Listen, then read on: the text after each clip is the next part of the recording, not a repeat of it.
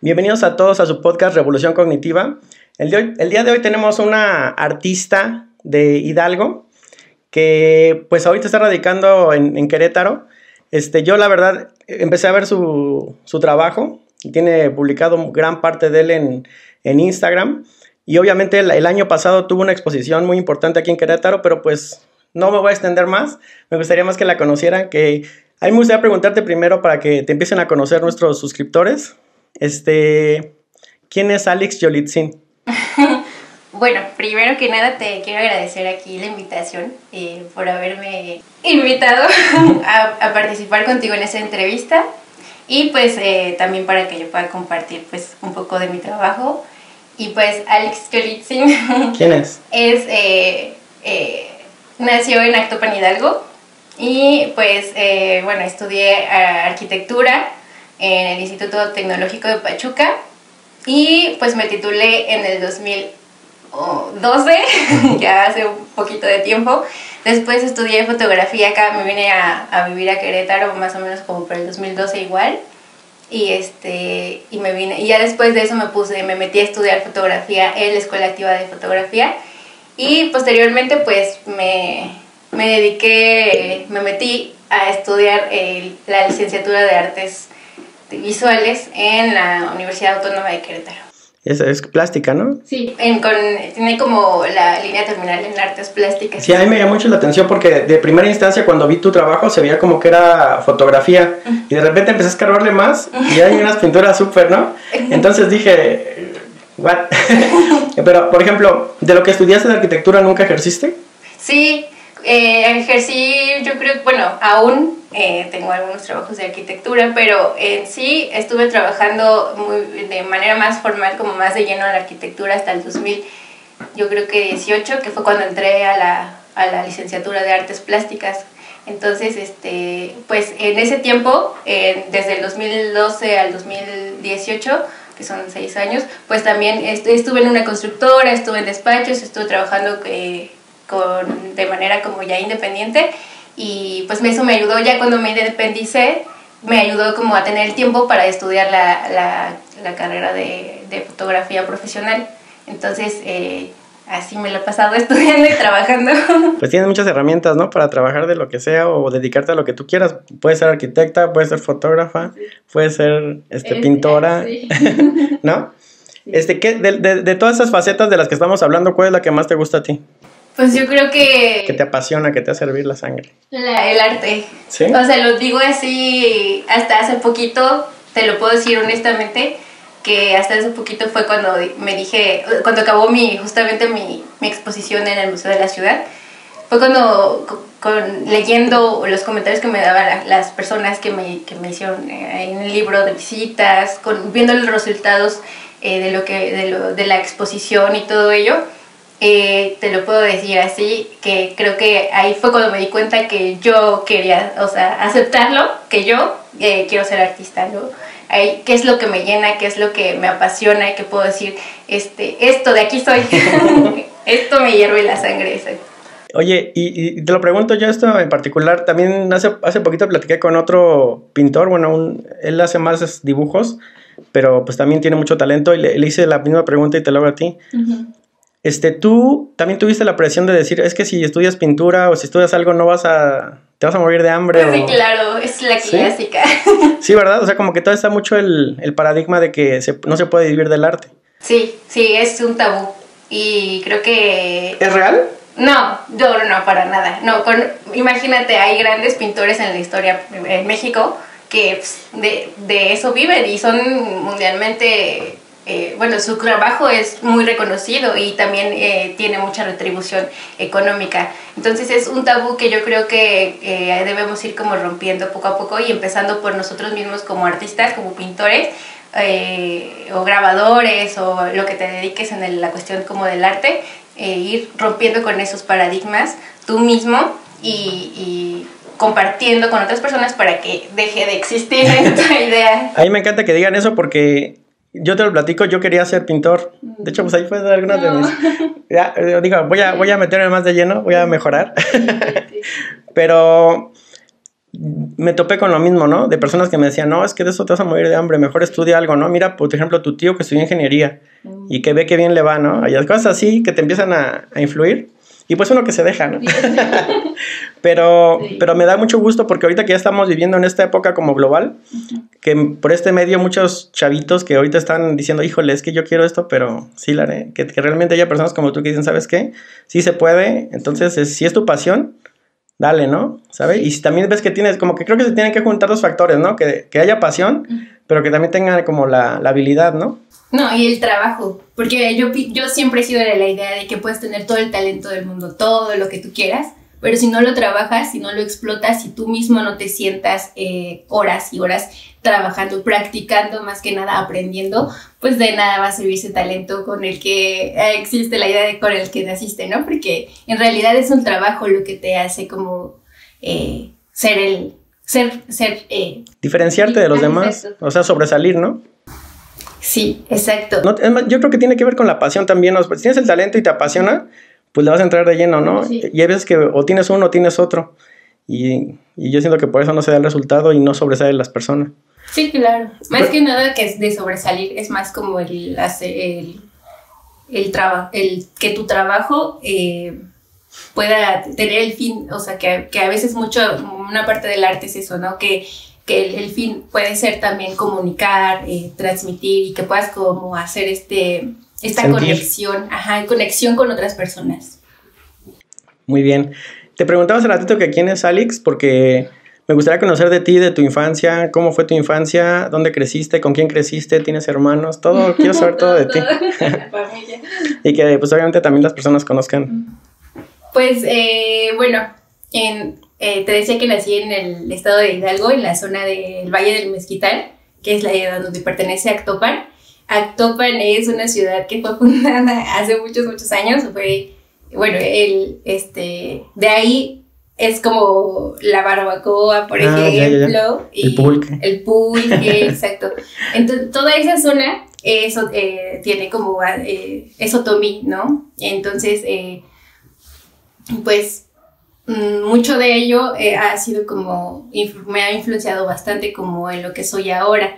Eso, mi familia, por ejemplo, que me preguntabas, tengo 2 hermanos y mi mamá, mi papá y ¿qué más te puedo contar?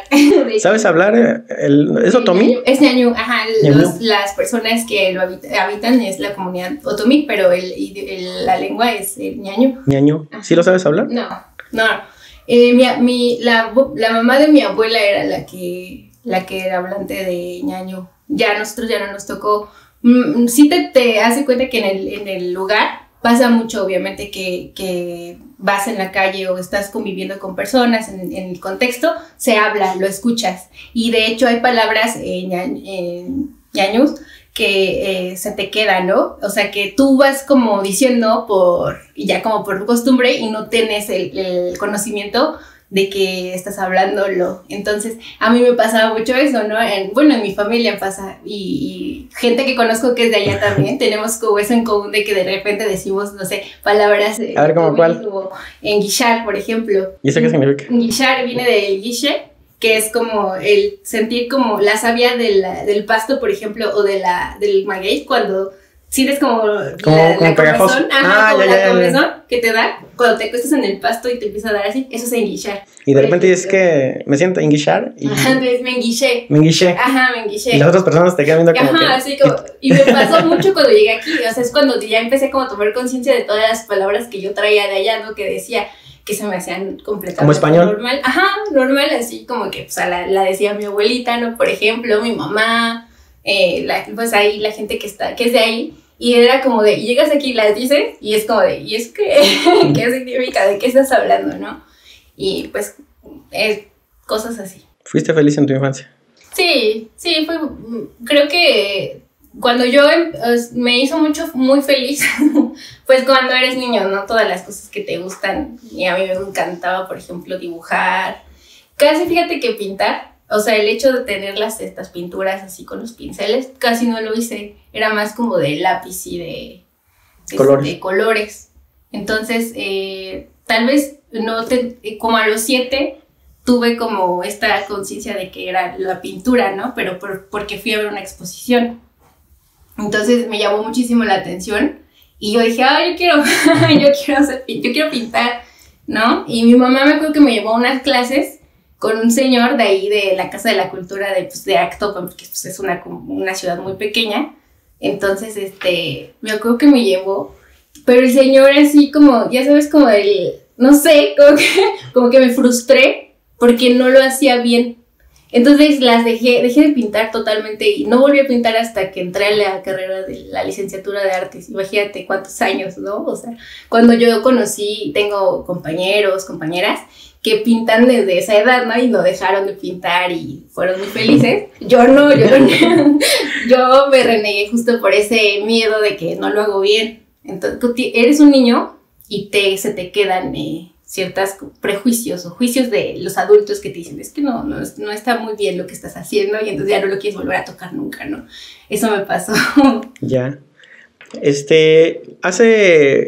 Leí algo de lo que comentabas, de que en la historia de los grandes pintores, hay muchas mujeres olvidadas, ¿no? O no reconocidas, sí. O sea, en realidad no existen. Sí. En libros así donde se reconocen a pintores que han sobresalido mucho antes, ¿no? De hace mucho tiempo, no había.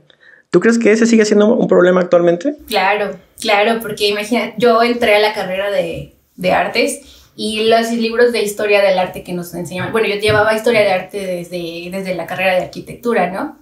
Y tan es así que no, o sea, yo comentaba hace rato con una maestra, ¿no?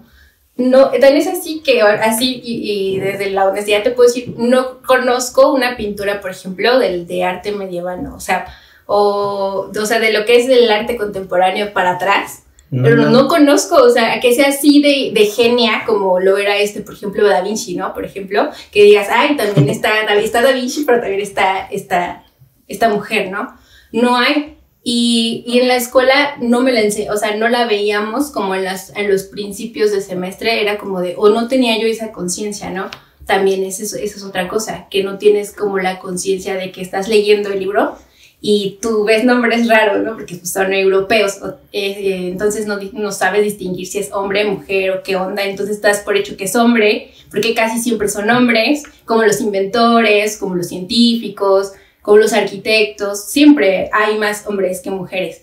Y entonces llega un punto que te dices, ¿qué está pasando, no? O sea, mujeres artistas, no las conozco y las que conozco o que me llegan a mostrar, la mayoría a veces son europeas, ¿no? Entonces también es eso, el hacer una búsqueda ahorita es importante como de buscar que primero empezando, siento, por México, de decir qué hay, ¿no? En ese tiempo y reescribir esa historia de la que nos borraron, ¿no? Pero sí fue borrado, porque de hecho, pues, bueno, a mí, como te digo, me encanta la pintura y es cierto, o sea, yo siempre fui fan de Salvador Dalí, de Vincent Van Gogh y así, pero no había un referente femenino. Sí. Obviamente se entiende por toda la parte de que pues, era un mundo totalmente de los hombres, ¿no? Antes de lo que tú mencionas, ¿no? De la temporada de lo que es el arte contemporáneo, que pues ya salió, por ejemplo, Frida Kahlo.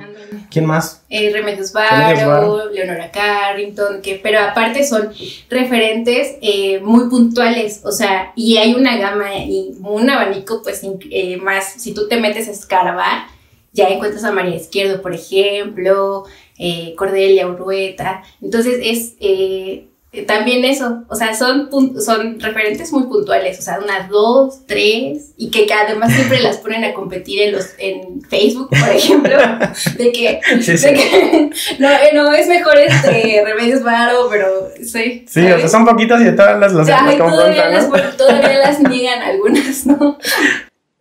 ¿Tú crees que el feminismo, como se está proyectando actualmente con las marchas y con todo lo que está pasando, esté apoyando como movimiento a que se reduzca esta brecha entre el reconocimiento y que pues obviamente más mujeres se den a conocer como artistas y que se vea el genio realmente de muchas mujeres artistas? Pues sí, pero es que el feminismo no es algo que salió hace 3 años o 5, ¿no? O sea, es un movimiento y es una crítica política, es un movimiento social que además nace hace como unos 100 años, yo creo en 1901, que hay como de hecho hay como una carta, algo así.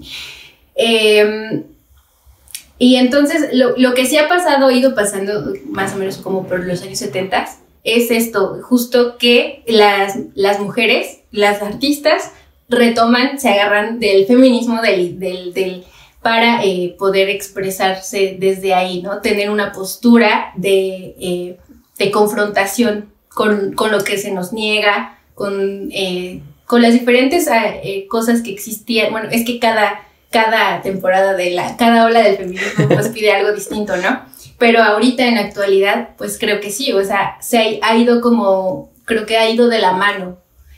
Porque también justo lo que te comentaba es esto del confrontar, del resistir, y ya no solamente existe un tipo de feminismo, ¿no? Que ya existen un montón de feminismos y cada uno desde su trinchera pues busca algo, un fin, una meta, ¿no? Que pues el principal siempre ha sido como luchar por una justicia, por los derechos para ambos, para todos, para todas, para todes. Entonces es justamente desde ahí, y sí ha contribuido mucho que las artistas pues busquen estos espacios seguros, que busquen ser visibilizadas como mujeres, sino como artistas, sino como musas, o sea, y también desde ahí representar lo que nos está haciendo ruido. Pues está súper interesante eso que dices, ¿no? O sea, de que antes nada más eran las musas, o sea, para el genio. O sea, el genio, ¿quién era su musa para...? Y ahora ya realmente ella tiene que dejar de ser musa para ser la genio, ¿no? Para ser la artista y que realmente se sienta así, ¿no?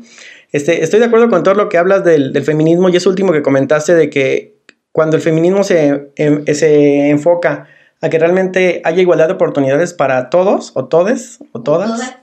¿Sí? Me parece algo una maravilla, porque creo que así fueron las anteriores olas que se manejaron. A mí lo que no me gusta, y te lo digo porque en muchas cosas vamos a estar de acuerdo y en muchas no, Alex, y eso es lo interesante de los podcasts, ¿no? Sí. Pero, por ejemplo, yo siento que ahorita cuando ya se trata de generar una dicotomía entre de que las mujeres contra los hombres, eso es lo que, y como que a veces se lleva al punto extremo, ¿sí? Sí. Hace poco una amiga me hizo como que estuvimos platicando y estaba de acuerdo conmigo, pero como que entre los dos llegamos a que cuando vienes de un dominio total, y es lo mismo con la parte por ejemplo, ¿cómo se llama? La homofobia y ese tipo de cosas, ¿no? De movimiento LGBT. Perdón, sí.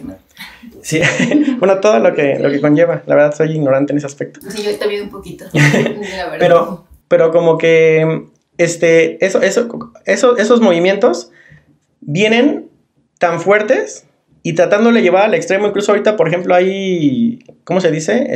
Programas o series de Netflix que lo llevan al extremo, ¿no? Antes, por ejemplo, ser gay era maltratado, te golpeaban, te andaban matando, ¿sí? Las mujeres también, por ejemplo, cuántos feminicidios, ¿no? Todo lo que ha estado pasando en México y sigue pasando. Sí. Venimos de una ola fuerte de violencia. Entonces, este era el extremo, donde eran minorías oprimidas. Entonces nos tenemos que ir al otro extremo, ¿sí? Para que se hagan escuchar, ¿sí? Algo que se llama como la tesis.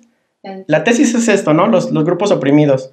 La antítesis, ya nos vamos a que los oprimidos es lo cool, a lo que debemos de llevar, pero después se tiene que llegar a un punto medio que es la síntesis, que es donde yo creo que ni siquiera, el otro día subí una publicación en Facebook que dije, es que yo no tengo amigos homosexuales, yo tengo amigos, ¿sí? O amigas, y ya. Sí. Sus preferencias sexuales me tienen que valer absolutamente nada, ¿sí? O sea, cada quien, eso es su intimidad y no tiene que verse su identidad reflejada como eso. ¿Sí me explico? A veces, no sé si ya me estoy perdiendo, pero me gusta mucho recalcar esa parte porque, o sea, sí entiendo el por qué se está yendo al otro extremo, ¿no? Que de repente ya salimos a pintar calles y toda la cosa. Lo entiendo, ¿verdad? Pero sí no me gusta la ideología de que se trata de generar como una dicotomía de que los hombres contra las mujeres, ¿sí? Los gays contra los que no son gays. El ser humano contra el medio ambiente. No sé tú qué opinas. Bueno, pues es un camino bien complicado, la verdad, porque pues obviamente como tú lo mencionabas al principio, no venimos de pues una educación de mucho tiempo en el que, pues, y de dominio también, ¿no? O sea, que entran muchos puntos, o sea, no nada más es esto como patriarcado, o sea, del dominio y del todo, que todo gira en torno al hombre, ¿no? La política, la religión, todo ello, sino que también ha sido como esta parte del capitalismo, de este lado que es Latinoamérica, pues el colonialismo, o sea, nos interfieren, nos invaden a nosotros, ¿sí? Habitantes de Latinoamérica, porque voy a hablar de lo que conozco, no voy a hablar de por allá, pues nos invaden, nos atraviesan estas cuestiones, ¿no? Tres importantes, que es, bueno, el colonialismo, el patriarcado, el capitalismo, que además no podemos como de la noche a la mañana, obviamente, pues tratar como de borrar.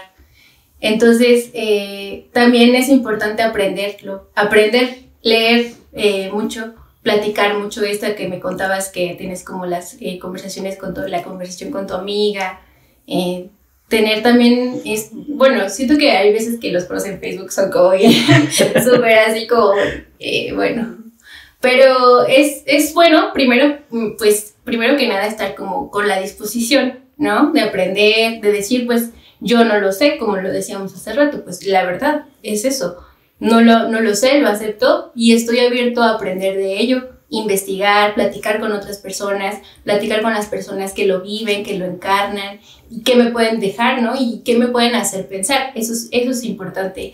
Y también no se trata como de entrar en un conflicto como de choque, bueno, eso ya es como mi opinión personal, ¿no? O sea, entrar en un conflicto de choque de decir, no, tú opinas distinto a mí y yo no te voy a oír, no te voy a escuchar porque yo tengo la razón, ¿no?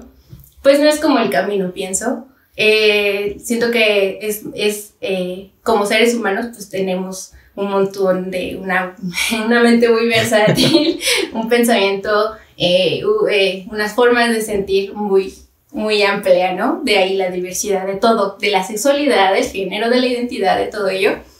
Entonces, pero todo empieza también por esta parte como del respeto y del tener estar pues abierto y ser crítico, que también es muy importante, ¿no? No quedarte nada más con lo que hay, sino pensar y preguntarte y cuestionarte.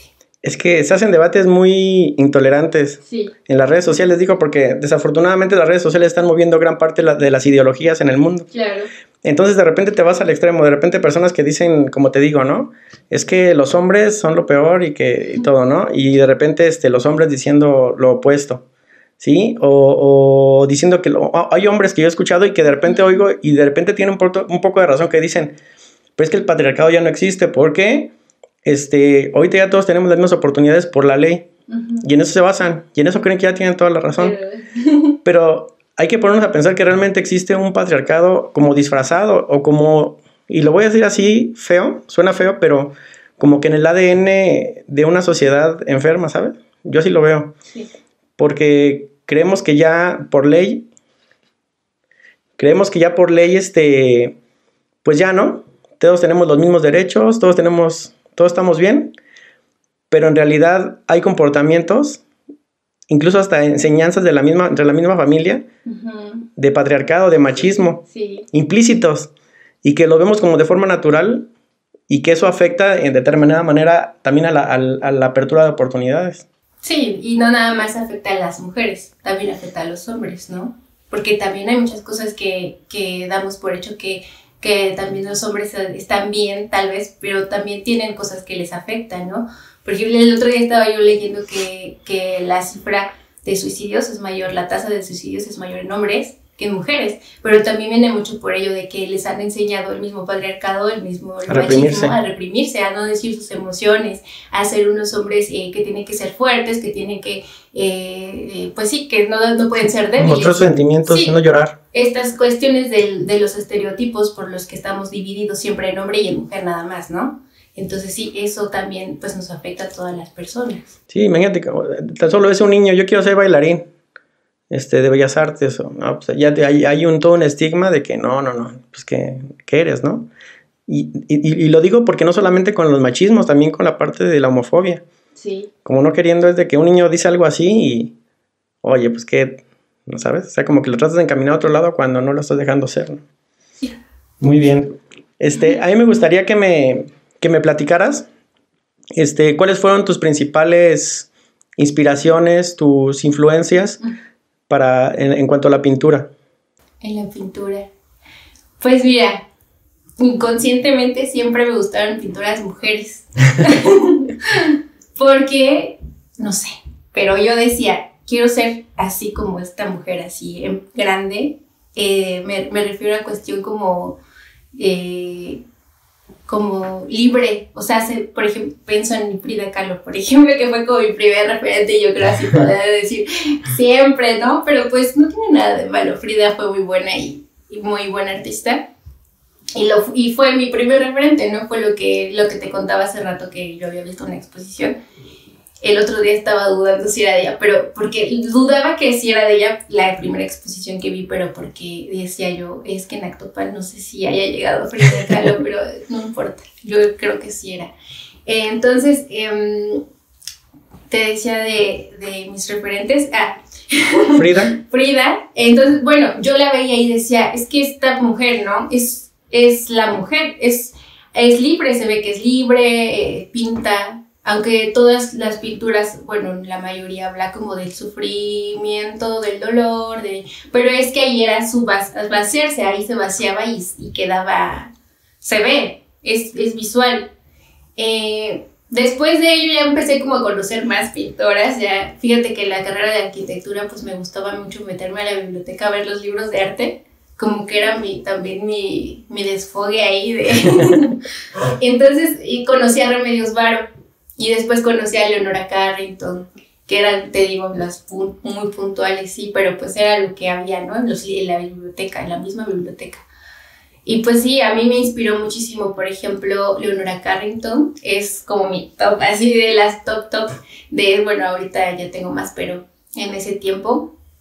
Y pues me gustaba mucho esta parte como de la conexión que ella representaba de los seres humanos con el cosmos, con la naturaleza, con la tierra, con todo aquello de la magia y todo ello. Y ya pues últimamente pues he tenido como la oportunidad de tener como más, conocer a más artistas, a más pintoras que me pueden como pues más que nada inspirar en el fondo, no tanto como en la forma de la imagen, o sea, sino en el fondo, o sea, qué es lo que está representado en sus trabajos y su investigación también, porque también muchas de ellas pues son feministas. Sí. ¿Tú te consideras feminista? Sí, fíjate que la primera vez que dije esa palabra fue bien dura para mí, porque yo sentí que, o sea, que no era consciente, pero después pensando, dije, bueno, el feminismo en realidad cambió mi manera de pensar muchísimo y de ser. Y hay una frase que dice en un libro de Nuria Varela, que es como feminismo para principiantes, algo así, que decía, una vez que conoces el feminismo ya tu vida cambia, ya no puedes volver a mirar con la misma mirada, ¿no? Y pues eso es cierto, y ya pues lo acepto y digo, pues sí lo soy, pero es que también es una parte, ¿sabes por qué? Por el estigma del que ser feminista es malo, de que si te dices feminista entonces ya estás rompiendo vidrios de coches o rayando o así, pero es el estigma que se ha puesto en la sociedad, ¿no? Y ya ahorita ya digo, pues no tiene nada de malo. A mí me gusta hacer preguntas incómodas, digo, para que la gente conozca bien toda tu opinión, ¿verdad? ¿Tú crees que esté mal esa parte del rayadero y del rompedero de monumentos históricos y eso? Ay, qué difícil.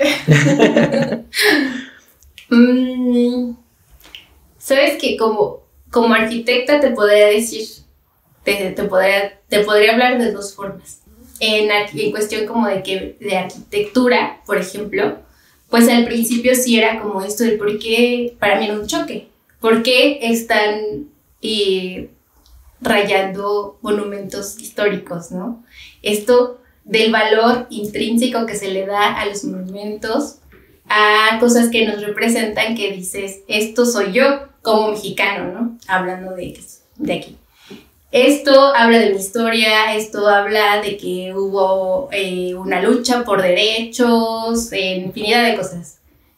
Y además habla de la cuestión material, la cuestión plástica, la cuestión de la estética también, ¿no? Y entonces era para mí un poco un choque, pero después cambió completamente mi idea, porque dije, bueno, leí un poco sobre la iconoclasia, ¿no? Que también después sacaron mucho, pero esta parte significativa de romper monumentos también tiene un fin, tiene un porqué, que es justamente llamar, sí, lo voy a decir, llamar la atención, de confrontar la cuestión del poder, porque es como, estos monumentos me los impusieron, porque yo no viví en esa época, ¿no? Para empezar, no estoy segura de que esta historia haya sido así, y bueno, es la historia contada por hombres, además, y la iconoclasia justo habla de eso, de romper con estas imágenes, porque no están representando lo que el ideal del movimiento. Sí. Es como, ya ves que, bueno, yo creo que en Estados Unidos hay una, no quiero ser como mentirosa, pero me acuerdo, hay un monumento a Cristóbal Colón, no en Estados Unidos, en algún lado de aquí en Latinoamérica, pues la rayan, ¿no? La quitan. Porque pues en fin, los monumentos, las imágenes no obedecen al pensamiento, a los movimientos de la actualidad. Y bueno, eso es en una parte, hablando como de las... Se me hace que fue el que quitaron en la Ciudad de México, ¿no? Y que pusieron una cara de una mujer indígena. Pero fue por lo de... No, pero está bien, pero porque digo... Sí, pero hay otra, es que antes de esa fue... Había otra, sí, es que decían que iban a quitar todas las de Colón, que por lo parte del colonialismo, de que por qué íbamos a festejar si nos habían venido a matar a muchas cosas, ¿no? Pero yo hablaba de otra que no fue la de aquí. Pero sí tienes razón, vamos a pensar en ella, ¿no? Que fue la que quitaron y que pusieron el busto de la niña. Mujer, la niña indígena. Entonces, pues es justo eso. Pero hay una línea también. O sea, también soy consciente de que, por ejemplo, pues ya hay cuestiones, ya cuando son cuestiones privadas, como los carros y aquello, pues ahí sí no puedo decir nada. Sí, o sea, de personas que pues son particulares y que se le batallan para hacerse de sus cosas y no tiene nada que ver con el movimiento, ni siquiera, a lo mejor también son feministas, y vas y les rompes su casa o sus autos, ¿no? Y es que también mucho ha pasado porque yo he estado en las marchas, entonces nos hemos dado cuenta, por ejemplo, que hay veces que hay como en las marchas estudiantiles también hay estos grupos como de choque. De choque. Ajá. Sí. Que se meten como de ahí de incógnito y que son los que hacen todo el rollo del romper. Del rock.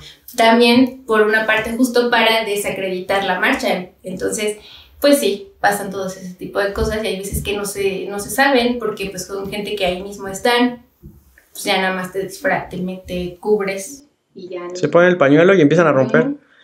Sí, de hecho, fíjate que yo también había sabido algo así. Y de hecho muchas chavas que son así feministas y que van a las marchas dicen, es que nosotros ni siquiera éramos. De repente llegaron así y llegaron como si las hubieran hecho no sé qué cosa, llegaban bien enojadas y haciendo cosas, ¿no? Entonces si hay alguien de los que están escuchando esto que sepan de algo, pues ahí comenten a ver si sí. Sí, porque sí pasa. De hecho, también en las marchas pues también hay como grupos de seguridad, como del que por cualquier cosa pues ya entre nosotras nos cuidamos o así.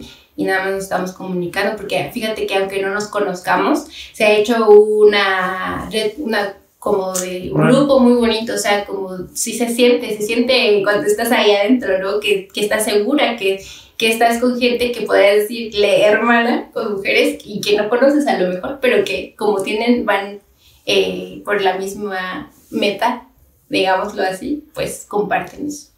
¿Le seguimos con los temas fuertes o ya le...? Como quieras. No, sí.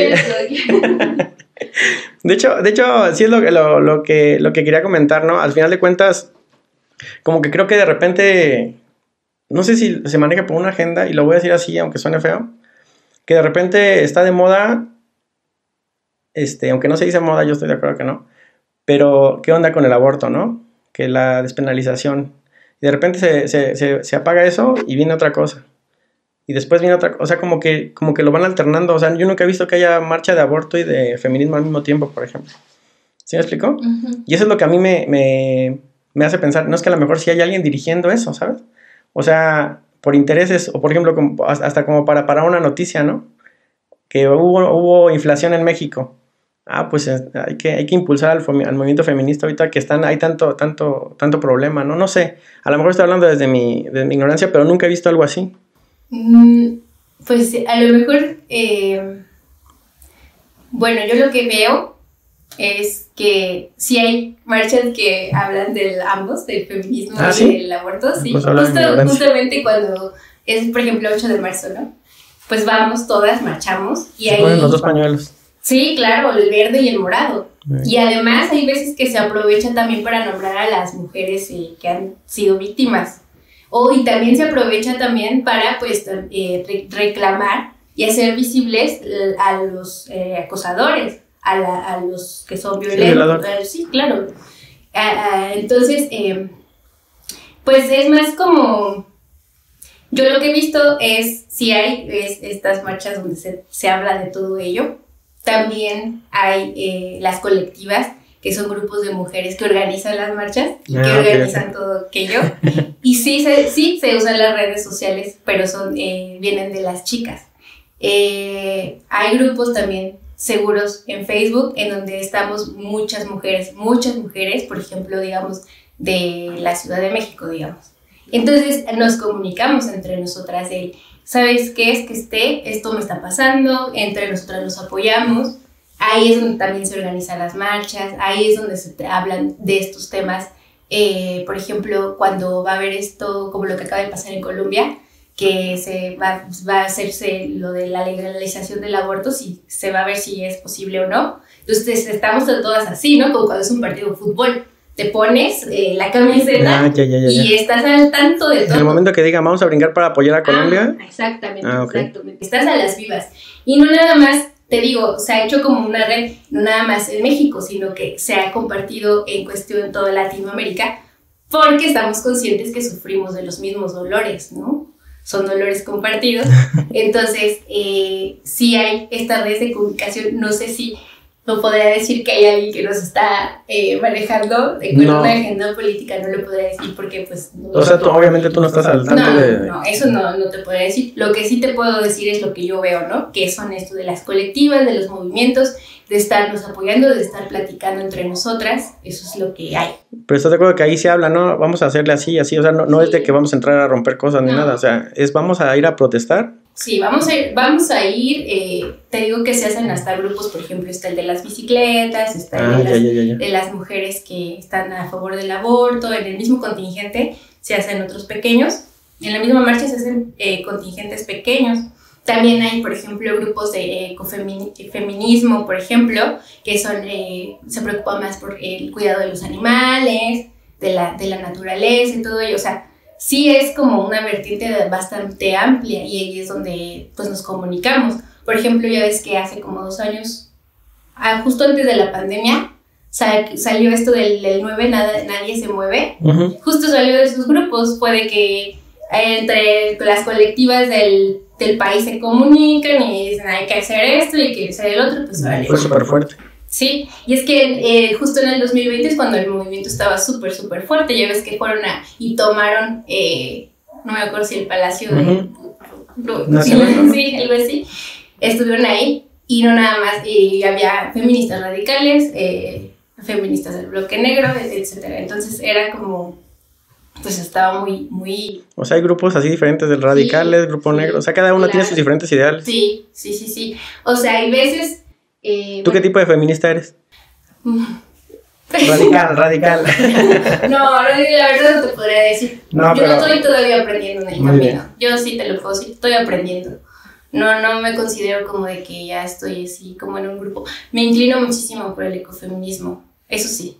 ¿Ecofeminismo? Sí, me gusta, porque aparte de ello habla mucho como de mis raíces, por ejemplo, y mi trabajo gira mucho en torno al ecofeminismo, o sea, de hablar del cuerpo como un territorio, de defender la tierra, de esto del despojo, de la cuestión como de las comunidades indígenas, pues todo ello es como que lo que más a lo que más me inclino, justamente porque yo es mi contexto, es de donde yo vengo y es. Bueno, pues ya entrando a ese tema, a mí me gustaría que nos platicaras, el año pasado tuviste una exposición, o fueron varias, no sé si yo me enteré de una, me gustaría que nos platicaras al respecto.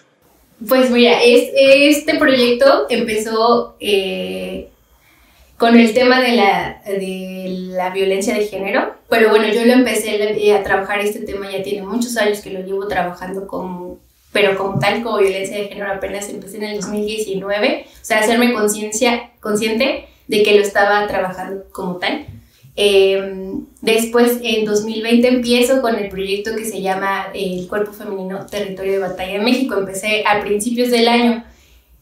Fue un proyecto escolar, empezó como un proyecto escolar, pero de ahí fue como evolucionando, o sea, se fue así transformando completamente de muchas formas. Entonces, este proyecto a mitad del 2020, que fue como en junio, lo metí para una beca y sí se quedó, sí. Una beca de la Secretaría de Cultura aquí en Querétaro, y pues eso también me ayudó muchísimo a seguirlo trabajando. Después, en noviembre del 2020, lo pude exponer en la Fundación Carol Roland, pero para ese entonces yo había trabajado sola la mitad de la serie, ¿no? Y entonces, por la beca de la secretaría era como uno de los requisitos, también era importante que se expusiera. Pero como era pandemia, pues fue como muy, muy breve el tiempo en el que estuvo en la fundación, fueron 7 días, y además, hicimos un video justo para llegar a todo el público. Entonces, fue lo que se compartió, el video, la inauguración de la exposición y todo, porque pues por el COVID pues no se podía. Sí, vamos a estar pasando imágenes aquí de tu exposición y de todo tu trabajo. El video que mencionas es uno que tiene música como de Eugenia León. No, es uno que está en Facebook, ese está en Facebook, okay. Está en YouTube y luego lo compartí. Vamos a poner aquí el enlace. Sí, vamos a poner el enlace porque en ese video está muy bueno porque tiene una introducción es breve, pero es concisa sobre el tema. Y bueno, como fui trabajando como los diferentes, y yo les planteé como territorios, ¿no? Que son realidades que atraviesan a la mujer, al cuerpo de la mujer.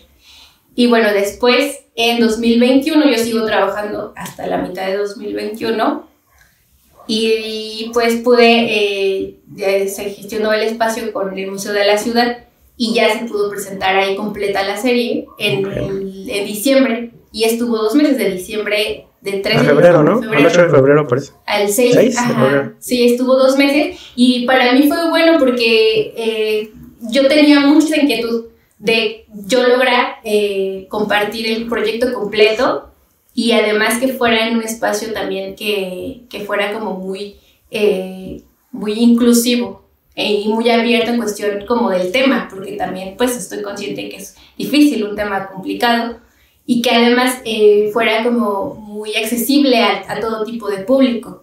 Entonces busqué, sí fue muy importante para mí poder llevar la exposición, el proyecto al Museo de la Ciudad.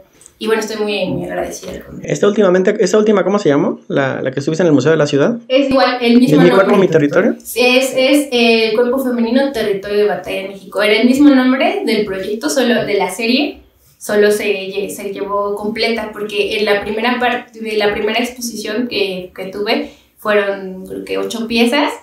En la segunda fueron 12 y un libro de artista, que era como una recopilación como de collage, como de bocetos. Tenía yo un texto ahí en el que hablaba un poquito más como de experiencias personales y cosas así. Y ya. No, sí, digo que estuve viendo una parte y la verdad está genial. Me enteré a destiempo. Si no hubiera estado encantado de ir a verla. Pero a mí me gustaría que tú pues, me dijeras más o menos cuáles son tus planes de aquí en adelante. Tú, ahorita, por ejemplo, ¿cómo percibes ingresos? Aparte de lo de la beca, de lo que sea, ¿tú vendes cuadros, vendes arte? De lo mismo, ¿dónde podemos ir a buscarlos? Bueno, pues estoy con la galería Impulso. Bueno, Impulso Galería. Y está la página, también la vamos a poner. Sí, claro que sí. Para que pues ahí encuentran mi obra a la venta. Y bueno, también pues o conmigo también se pueden comunicar, que es en donde yo estoy. Ahí.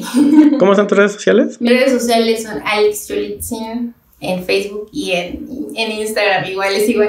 Todo Alex Yolitzin. Alex Yolitzin. ¿Tienes planeada alguna otra exposición este año? Sí, este año vamos a tener la exposición ahí justo en la Galería Impulso en noviembre, el 10 de noviembre, para que estén ahí atentos.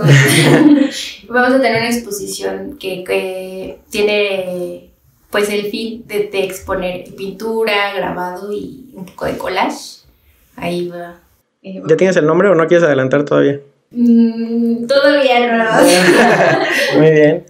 La vamos a sacar sorpresa y sí. Di. No, sí, estamos trabajando en ello. Sí. ¿Eres de trabajar tú sola o pues cómo es tu digo, cada artista o cada genio, ¿te consideras una genia? No podría decirlo. No podría decirlo. Me faltan muchos años. El genio se nace. Experiencia. Se hace. Sí. Yo creo que se hace. Yo tengo una conferencia que estuve dando que hablaba sobre eso, ¿no? De que si el genio se hace o se nace. Y lo que habla es de que pues hay diferentes tipos de inteligencia, ¿no? De repente en la educación en México nos van llevando de la mano de que el niño que es más inteligente es el que es bueno para la matemática. Es bueno para matemáticas y es el inteligente, y el que es malo para matemáticas es burro, ¿no? Cuando en realidad ahorita hay muchísimas inteligencias, al menos yo ahí expongo 12 inteligencias en las que pues está la sinestésica, que es, por ejemplo, pon a Lionel Messi a que se ponga a hablar en público y pues no, ¿sabes? O a que se ponga a cantar y pues no, ¿sabes? O a pintar, pero dale un balón y es un genio con eso. O sea, hace arte, ¿no? Entonces, es a lo que voy, pero bueno, yo sé que eres muy humilde, sí, sé que a lo mejor, pues no te gusta como que exponer así, pero es bueno de repente sacar el porque la realidad es de que la parte de lo que estuve viendo, digo, a mí me gusta mucho el arte, y parte de lo que estuve viendo, la verdad, me llega, ¿no? Y creo que a muchas personas le llegó, y yo sé que estás totalmente de acuerdo conmigo por lo que leíste, ¿no? Lo que te iban dejando ahí en tus libros, porque es una realidad que estamos viviendo en México, ¿sí? De que las mujeres, pues, así, el cuerpo de la mujer, ¿sí? Se considera todavía como un objeto, ¿sí? No hay un respeto como se debe en las calles, no sé, feminicidios, o sea, no hay un respeto como tal a la mujer como ser humano, como debería de ser, ¿no? Entonces, yo estuve viendo algo así y te lo juro que me llegan así, muchas de las cosas que aparecen, que están viendo ahorita ustedes aquí. Y de hecho también te quería comentar ya para no hacerlo tan largo, pero me llegó ahorita que hablaste sobre mi cuerpo, un territorio de batalla, ¿no? Sí.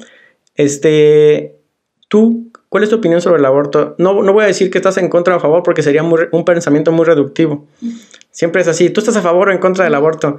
Y pues yo no creo que haya una persona que esté a favor del aborto, ¿sí? Así habla a favor de la legalización del aborto, ¿no? Y eso como que, o sea, estar a favor del aborto es como, el aborto es algo que es muy fuerte para la mujer física y mental y emocionalmente, ¿sí? Y independientemente de la ideología que nosotros tengamos o de lo que nosotros creamos, si hay un bebé o si hay un feto, si hay una pequeña masa sin nada, ¿sí? Yo respeto todas las ideologías, pero es agresivo para todo. Es algo muy agresivo como para que alguien diga yo estoy a favor del aborto. Pero tú estás a favor de la legalización, ¿cierto? Sí. ¿Por qué? Me llevó también un camino largo, ¿no? Del comprender. O sea, justo como hablábamos hace rato, llevas mucho tiempo internalizando prejuicios que no son nuestros. Tú llegas al mundo desnudo, sin pensamientos, sin juicios, y bueno, entonces yo hacerme consciente de que que soy un cuerpo, tú eres un cuerpo, ¿no?